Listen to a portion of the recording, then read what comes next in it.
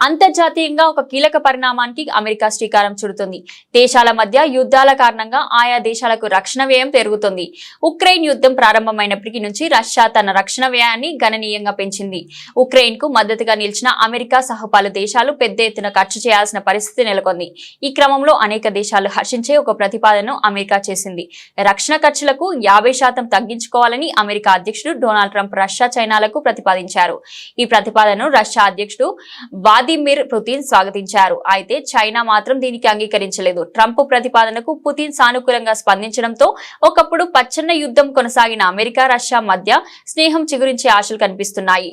Trump సూచన మంచి ప్రతిపాదన అని పుతిన్ పేర్కొన్నారు. ఇటువంటి ఫలితాలను అన్వేషించడానికి చర్చలకు మాస్కో సిద్ధంగా ఉందని పుతిన్ ప్రకటించారు. అయితే విస్తరణ వాదంలో అన్ని సరిహద్దు దేశాలతో గొడవలు పెట్టుకుంటున్న చైనా అధ్యక్షుడు జిన్ పింగ్ మాత్రం అమెరికా ప్రతిపాదనను తిరస్కరించారు. ట్రంప్ ప్రతిపాదనపై ఓ టీవీ ఇంటర్వ్యూలో మాస్క్ వైఖరిని ప్రశ్నించగా రష్యా అధ్యక్షుడు పుతిన్ సమాధానమిచ్చారు. ఇది మంచి ఆలోచనగా తాను భావిస్తున్నట్లు ఆయన పేర్కొన్నారు.